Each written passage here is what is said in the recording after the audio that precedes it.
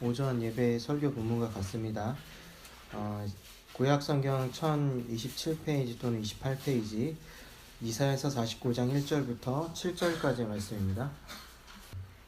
우리 허무함과 무력함을 극복할 수 있겠는가에 대한 대답이 아니에요.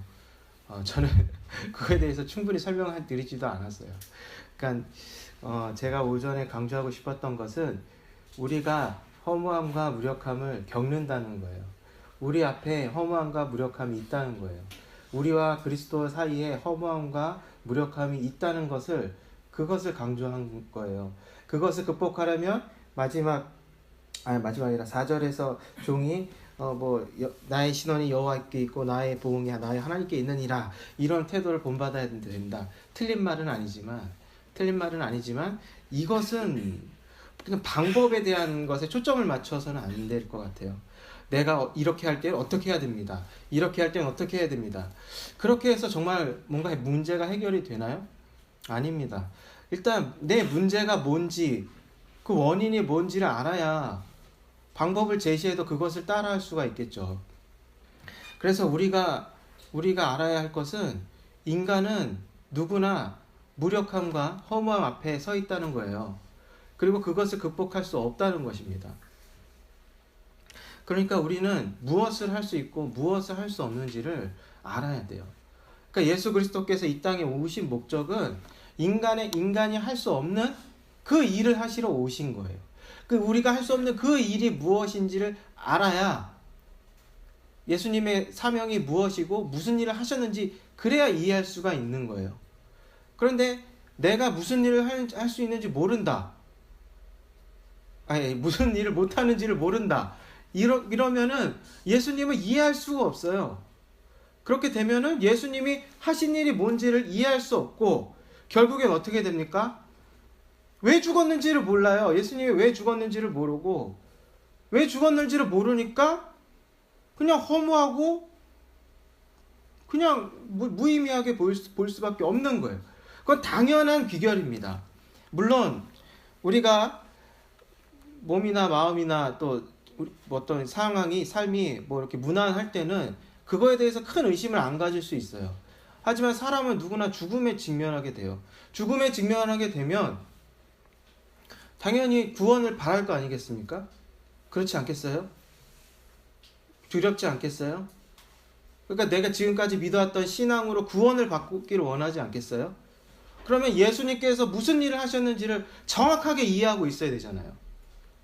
그런데 그렇게 정확하게 이해하지 못하고 있다면, 그러니까 내가 믿음은 갖고 있다고 생각했는데 정작 내 믿음의 내용이 무엇인지 모른다면 그거는 정말로 낭패입니다.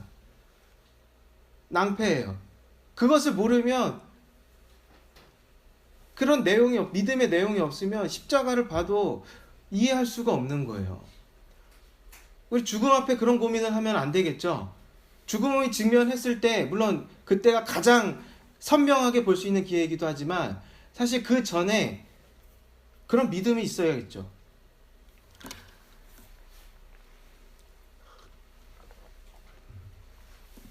어, 2절에 보시면 하나님께서 이 종을 어떻게 준비시키는지를 나오고 있어요. 내 입을 날카로운 칼같이 만드시고 나를 그 손 그늘에 숨기시며 나로 마광한 쌀을 만드사 그 전통에 감추시고. 이건 하나의 묘사인데요. 여기서 주목할 단어는 입입니다. 입. 내 입을 날카로운 칼같이 만드시고. 입이라는 것은 말을 의미해요. 말. 그러니까 그 종에게 하나님께서 종을 무엇을 준비시키냐면 그 입을 준비시킨다는 거예요. 그러니까 다른 말로 하면 말씀이죠. 이 말씀은 어떤 성격이 있냐면, 어떻게 묘사되냐면 날카로운 칼 같대요. 그리고 그 손의 그늘에 숨기시며, 그리고 날카로운 칼을 숨기는 거죠. 그리고 날이 다 잘 선 그런 화살을 만들어서 전통에 감추고 있다는 거예요. 그러니까 필요한 때에, 적절한 때에 얼른 빼서 사용할 수 있도록 준비를 시켰다는 거예요. 무엇을요? 말이라는 거죠. 말. 그러니까 이 말이라는 것은요, 힘이 있다는 거예요. 근데 어떻게 보면 말만 하면 허무하고 뭐 입만 살았네 뭐 이런 말을 사용하곤 했잖아요. 그런데 실제로 이 말은요 엄청난 힘을 갖고 있어요.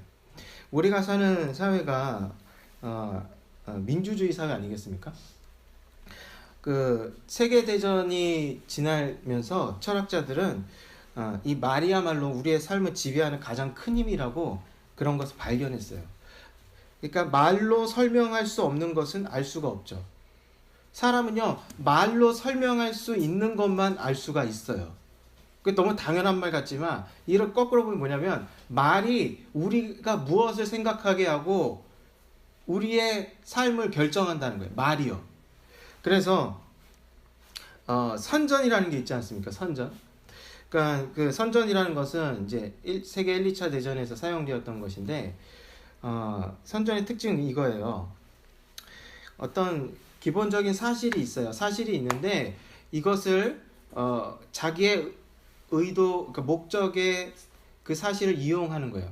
그러니까 사실을 전달하는데 거기에 자기의 의도와 목적을 담아서 그 사실을 왜곡시키거나 변형시키거나 뭐 이렇게 덧붙이거나 그렇게 하는 거예요. 하지만 어느 정도 사실이 있기 때문에 사람들은 그 사실이 있다는 것만으로도 그 전체의 메시지를 다 받아들이는 경향이 있어요. 그래서 근데 과거에 그런 세계대전 할 때 그런 각 정부에서 그런 선전을 사용했단 말이에요. 그리고 나서 이제 민주주의 사회에서는요, 이 선전이라는 것은요, 그냥 일반화가 되었습니다. 그러니까 굳이 선전이라고 하지 않아도 정치인들은 누구나 다 선전을 해요. 매일 느끼죠. 그러니까 항상 어느 정도 팩트에 기반하고 있지만 분명히 그것은 어떤 의도를 담고 있어요. 그 팩트를 전달할 때요. 이렇듯 결국 이 파워 게임은요, 말의 싸움이에요. 그래서 예수님께는 그러니까 이 종에게는 그 하나님께서 말을 준비시켰다는 것이죠. 그리고 또 하나의 어떤 능력을 주시는데 그게 뭐냐면 5절에 있습니다. 나는 여호와의 보시기에 존귀한 자라 나의 하나님이 나의 힘이 되셨도다. 하나님께서는 이 종에게 자기의 영광과 능력을 부여하신 거예요. 그러니까 구체적으로는 이제 말씀으로 표현될 것이고, 이제 이 종에게 영광과 능력을 부여하시는데, 그러면 이런 능력을 가진 종의 목적은 무엇인가? 6절에 보시면요, 내가 나의 종이 되어 야곱의 지파들을 일으키며 이스라엘 중에 보존된 자를 돌아가게 할 것은 오히려 경한 일이라. 여기서 흥미로운 게 이거예요. 이스라엘 중 보존된 자를 돌아오게 할 것은 오히려 쉬운 일이다 라는 뜻이에요. 누가 저기 예루살렘으로 돌아오게 했죠? 페르시아의 왕 고레스가 그렇게 했어요. 그래서 고레스를 45장 1절에서는 뭐라고 이렇게 표현하냐면 나의 기름 받은 고레스, 나의 기름 받은 고레스라고 표현을 해요. 그러니까 고레스 왕을 상당히 높이 평가하고 있는 거예요. 고레스가 한 일이 뭐냐면 유대인들을 그 약속의 땅으로 돌려보낸 일이에요. 그래서 성경에서 이사야는 나의 기름 받은 고레스라고 표현하고 있어요. 그런데 49장 우리가 함께 읽은 여기 몇 절이죠? 6절에서는 그것은 쉬운 일이다 라고 얘기를 하고 있어요.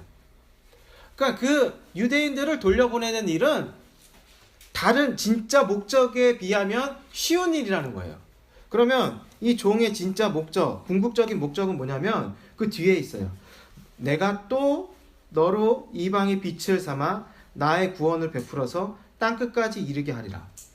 이게 종의 궁극적인 목적이에요. 이방의 빛을 삼아 나의 구원을 베풀어서 땅끝까지 이르게 하리라. 근데 사실 이것은 종에게만 부여된 사명이나 목적이 아니라 원래 아담에게 부여된 것이며 이스라엘에게 부여된 것이었어요. 그런데 그들이 실패했고 결국 이 예수님을 통해서 그것을 이루실 거란 말이죠. 그 종을 통해서 이룰 거라고 하나님께서 말씀하시는 거예요. 그런데 또 반전이 나옵니다. 7절에서 또 엄청난 반전이 나와요. 뭐냐면 이스라엘의 구속자, 이스라엘의 거룩한 자신 여호와께서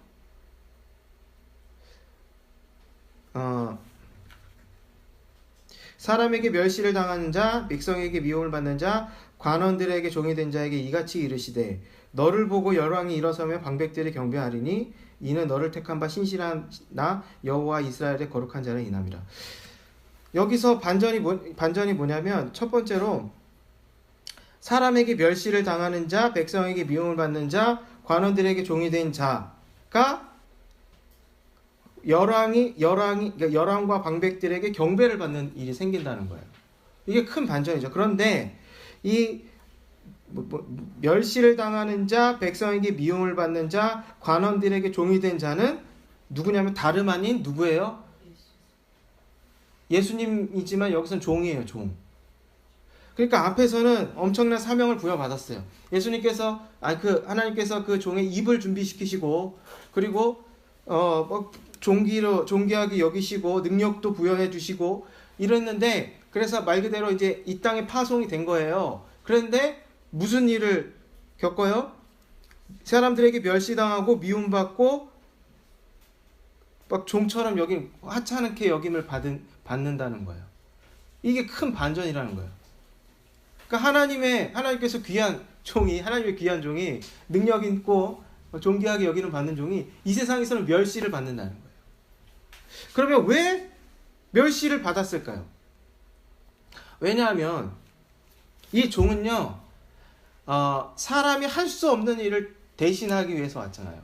그러면 모든 사람을 대신해야 되죠. 어떤 일부 계층만 대신할 게 아니라 모든 사람을 대신해야 하죠. 그럼 모든 사람을 대신해야 하기 때문에 가장 낮은 곳으로 오고 가장 낮은 사람들과 자신을 동일시하는 거예요. 다른 말로 하면 모든 사람의 삶과 경험을 자기와 동일시한단 말이에요. 그래서 이 종은 인간의 모든 경험, 그런데 뭐 좋은 경험이야 뭐 어떻게든 할 수 있지만 나쁜 경험은 다 피하잖아요.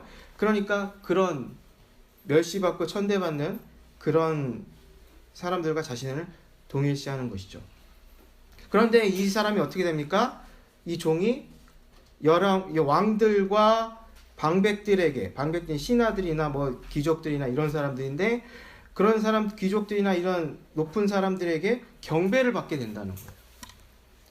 그런데 결국 왜 어떻게 그렇게 가능하냐면 뒤에 나오는 거예요. 이는 너를 택한 바 신실한 나 여호와 이스라엘의 거룩한 자를 인함이니라. 누가 이렇게 한다는 거예요? 하나님께서 그 반전을 일으키신다는 거예요. 이 4절을 보시면 분명히 종은 뭐라고 얘기해요? 나는 말하기를 내가 헛되이 수고했다. 무익히 내 힘을 다하였다. 무익히, 공연히 내 힘을 다하였다. 그러면 어떻게 생각할 수 있냐면 이 종이 어떤 하나님의 사명을 받아서 사역을 했는데 우리가 눈으로 보기에 그 사역이 정확히 그 사역의 성과가 무엇인지 모호하다는 뜻이에요. 그러니까 괜히 종이 이렇게 얘기하는 게 아니라고요. 다른 주변 사람들이 보기에 그 사역은 상당히 모호해 보이는 거예요. 도대체 그 성과가 뭐지? 무슨 일을 한 거지? 그렇게 모호하게 보인단 말이에요. 불분명해요. 그런데 오히려 이제 그 종은 이 세상에서 엄청난 천대를 받아요. 그런데 그것을 반전시키는 분이 누구예요? 하나님이라. 그래서 4절에서도 그렇게 그 종이 나의 사역에 대한 평가와 판단은 하나님께 달렸다라고 고백을 하는 거예요. 결국 7절에서도 하나님께서 그 반전을 일으키시는 거예요. 십자가는요, 그래서 모호한 거예요. 십자가의 죽음이 무엇했지? 그 성과가 뭐지? 교리적으로는 알 수 있지만, 교리적으로는 들으면 어렵시죠? 그렇게 어렵지 않잖아요. 예수님이 나의 죄 때문에 돌아가셨다. 십자가에서 죽으셔야만 했다. 라고 알고 있죠. 그런데 그렇게 어떤 교리를 아는 것은 쉽지만 정말 그것을 믿는 데에는 어려움이 있어요. 왜냐하면 그 교리가 없다면, 또는 이제 교리가 불분명하다면, 이게 완전히 믿으려면 그 십자가를 이해되는데 되게 십자가만 보면은요, 그게 모호한 거예요. 그 의심을 해보셨는지 모르겠어요. 의심을 해보셨으면 좋겠어요. 도대체 예수님이 십자가에 죽어서 무슨 일을 한 건가? 그냥 우리가 교리적인 거는 제껴두고서라도요. 왜냐하면 이 교리라는 것은 뭡니까? 말 그대로 그 교리에 있는 모든 내용을 알아야 이해할 수 있는 거잖아요. 그러니까 나의 죄 때문에 십자가에 죽으셨다면 나의 죄를 알아야지만 그 교리를 이해할 수 있는 거예요. 근데 그 십자가에서 나의 죄를 찾아볼 수가 있겠습니까? 십자가에서 우리의 죄를, 자신의 죄를 볼 수가 있어요? 보여요, 그게? 왜 죽었는지 나하고 관련이 있어요? 그게 느껴져요? 깨달아져요? 어렵단 말이에요, 그게. 그러니까 교리만 아는 건, 우리가 정말 교리만 아는 건 아닌지 의심해 볼 필요가 있는 거예요. 여기 본문에 의하면 그거예요. 예수님은 우리 자신이 할 수 없는 일을 하시려고 이 세상에 오신 거예요. 근데 그 일이라는 건 뭐냐면요. 죄래요, 죄. 이 죄 때문에 죄를 해결할 수가 없다는 거예요. 근데 이 죄라는 것은 어떻게 표현이 돼요? 이스라엘의 역사에 의하면 하나님 말씀에 순종하지를 못하는 거예요. 하나님 말씀에 순종하지를 못하는 거예요. 바울의 표현에 의하면 선을 행하고 싶은데 실제로 내가 하는 일은 악한 일이라는 거예요. 그게 죄라는 거예요. 그런데 이 죄라는 것을 그냥 무관심하고 당연히 그런 거고 자연스럽게 대부분 그렇게 사는데 그 죄라는 것이 잘못됐다고 의심을 하고 살펴보기 시작하면요. 그 죄의 힘을 깨달을 수가 있어요. 죄라는 것은 근본적으로 우리를 가두고 있고 올가매고 있는 그런 힘이라는 거예요. 우리의 생각보다 훨씬 더 큰 힘이라는 것이죠. 죄라는 것은. 그래서 사람이 해결할 수 없다는 거예요. 그리고 내 자신이 죄를 해결할 수 없다는 것을 그것을 깨달아야지만 예수 그리스도가 어떤 사명을 받았는지, 종이 어떤 사명을 받았는지 이해할 수 있다는 것이죠.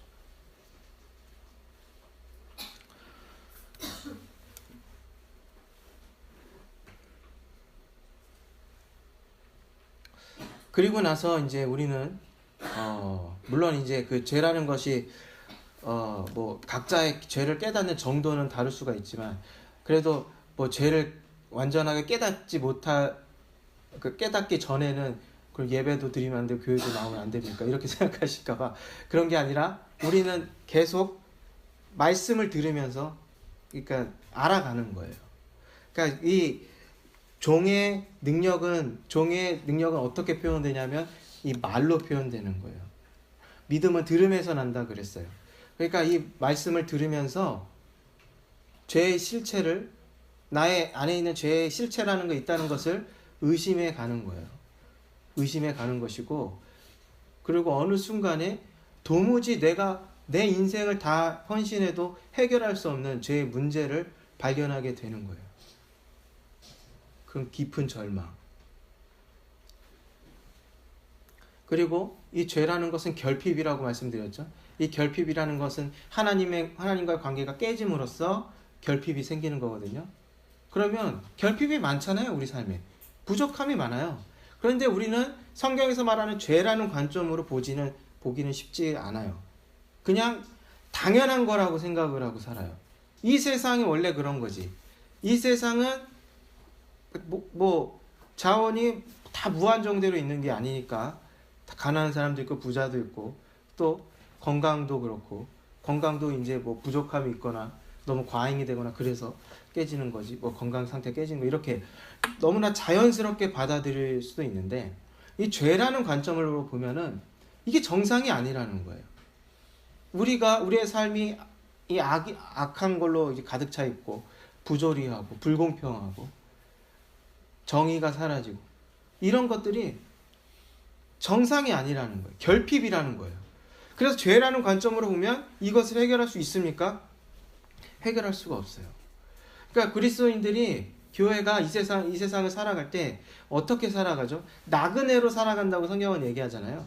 나그네로 살아간다는 것은요, 우리가 살고 있는 이 지구의 이 세상의 삶을요, 천국으로 만들겠다는 목적을 가진 게 아니에요. 아니에요. 그러니까 우리 교회가 어떤 정의를 부르짖고 사회 참여도 하고 여러 가지 할 수도 있지만 그것을 왜 하는 겁니까? 이 세상을 천국으로 만들려고 하는 게 아니에요. 그게 아니라 하나님의 뜻을 나타내려고 하는 거예요. 그런데 기본적으로 이 말씀에 의하면 세상은요, 비관적인 거예요. 해결이 안 돼요. 해결이 안 된다고요. 사람의 힘으로 이게 문제가 해결되는 그런 세상이 아니라는 거예요. 교회는 예수님께서 오실 때까지 그리고 하나님 나라를 향해서 나그네처럼 이 세상을 살다 가는 거예요. 그게 우리의 기본적인 태도예요. 그래서 세상을 비관적으로 보지만, 그렇지만 꼭 비관적으로만 보지 않고 우리가 이 세상을 살면서 주어진 사명, 하나님 나라를 전파하는 것, 그것을 위해서 또한 세상을 긍정적으로 보는 거예요. 하지만 비관적으로 보는 게 먼저고 그 사명을 위해서 긍정적으로 보는 거예요. 그러니까 여러 가지 일을 하는 거죠. 뭐 이웃을 사랑하고 이런 차원에서요. 그러니까 결국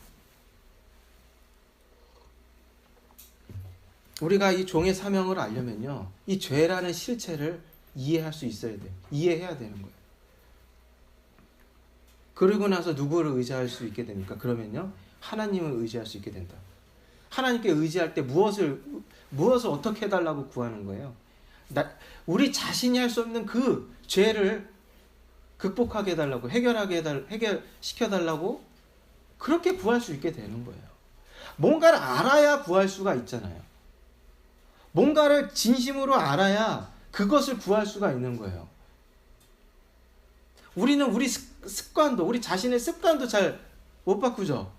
우리의 고정관념도 바꾸기가 어려워요. 그런데 우리는 그것을 죄라는 관점으로 잘 보진 않아요. 또는 그래 나쁜 거지 하면서 죄라는 걸로 볼 수는 있지만 그냥 간과해버리고 그 뿌리는 보지를 못해요. 그 뿌리는 뭐냐면요, 인간을 죽음으로 이끌게 하는 것이고요, 하나님의 심판을 받아 영원한 죽음에 처하게 하는, 그것이 죽음에 처할 수밖에 없는, 그러니까 재판을 하게 되면 어떤 죄목이 있을 거 아니에요. 그게 뭐냐면 죄라는 거예요. 죄, 우리의 원죄, 우리의 그 죄로부터 파생된 우리의 삶, 모든 삶, 그게 하나님의 심판을 받을 그 재판정 앞에서 죄목으로 앞에 딱 붙여지게 되는 거예요. 그 간과해버릴 게 아니라니까요. 쉽게 볼 게 아니에요. 그런데 우리는 나쁜 습관, 고정관념, 뭐 어떤 상대와의 우리 삶에서 일어나는 어떤 그 트러블이나 뭐 이런 것을요, 쉽게 보는 경향이 있어요. 그런데 그거만 보면은, 잔 가지만 보면은 그냥 늘상 보는 것이고 그 심각성을 모를 수도 있지만 그 뿌리가 깊이 있다는 거, 우리의 삶을 뒤감고 있다는 것을 알게 되면요, 그러면 그제서야 내가 무엇 할 수 없는지를 깨닫게 되는 거예요. 나를 구원할 수 없다는 거예요. 또한 우리가 죽음 앞에서 그런 것은 선명해질 거예요. 죽음 앞에서 구원의 문제만큼 선명해지는 게 뭐가 있을까요? 죽음 앞에서 뭐가 중요하겠어요? 내일 뭘 먹을까가 중요하겠습니까? 죽음 앞에서는요, 나의 존재가 어떻게 구원받느냐, 그게 가장 중요하지 않겠어요? 그런데 그렇게 따져보면 죄 때문에 구원받을 수 없다. 그러니까 그때 생각해 볼 수 있는 건 뭐 그런 거 아니겠어요? 내가 착하게 살았는지 나쁘게 살았는지. 그런데 정말 그때는 나쁘게 살았던 일이 막 떠오르지 않겠어요? 내가 그때 그랬어요. 과거를 막 후회하고 그땐 그랬어야 되는데 내가 어떤 사람을 너무 미워하고 살았구나. 사람이 죽을 때 되면 변한다고 그러잖아요. 그럼 뭐 그런 것들이 막 떠오르지 않겠어요? 죽을 때가 돼서 그런 겁니까? 아니죠. 그거는요, 하나님의 재판정 앞에서 다 죄목으로 올라오게 되는 거예요. 그래서 그것 때문에 영원한 죽음에 처하게 되는 거예요. 이게 심각한 거라고요. 그래서 우리는 먼저 죄가 무엇인지를 알아야 돼요. 그래야 하나님께 정확하게 무엇을 구해야 하고 이 종처럼 어떻게 의지해야 될지 알 수가 있어요. 우리가 이 예수 그리스도는 이 세상에 오셔서 가장 낮은 사람들, 그런 사람들, 천대받는 사람들, 그런 사람들과 자신을 동일시했어요. 그리고 십자가에서 죽으셨는데 그 십자가에서 죽은 것도 죄 없이 죽었고 또 제자들도 다 뿔뿔이 흩어졌어요. 예수님께서 부활하지 않았다면 예수님의 제자들은 그냥 뿔뿔이 흩어진 채 사라지고 말았겠죠. 예수라는 사람은 잊혀져 버리고 말았을 거예요. 그러니까 십자가는요, 기본적으로 우리가 볼 때 상당히 모호한 거예요.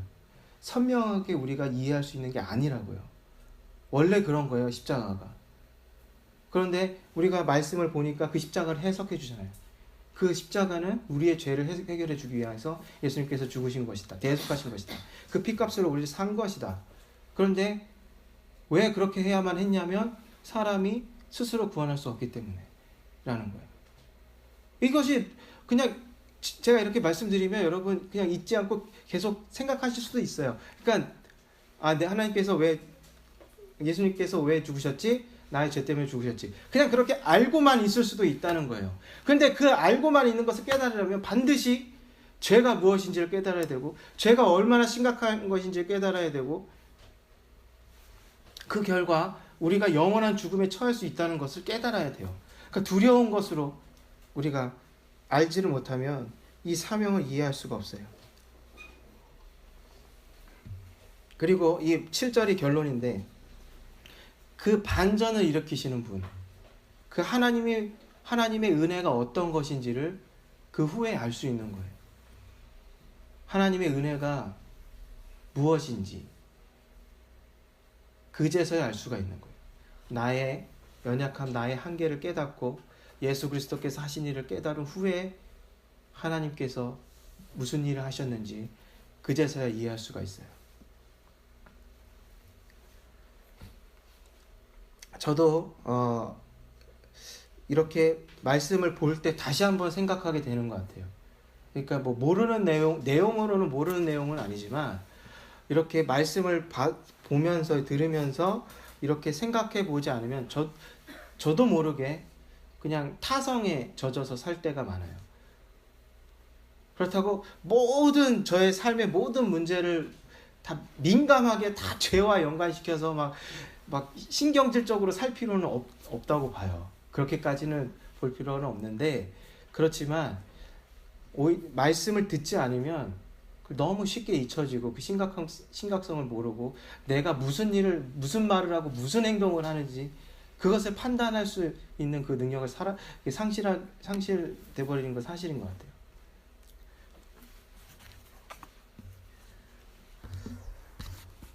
그러니까 예수님의 능력은 말씀에 있다는 거예요. 하나님의 말씀에 있다는 거예요. 그러니까 말씀을 늘 가까이 하고 그리고 우리는 그 죄의 실체를 깨닫기를 구해야 합니다. 그거 알고 있는데요. 하지만 그렇게 말씀하실 수도 있지만 계속해서 우리는 그것을 직면해야 돼요. 그래야 내가 무슨 일을 하는지 제대로 판단할 수가 있습니다. 말씀을 기억하시면서 이 시간 주님의 이름을 한번 부르고 함께 기도하도록 하겠습니다.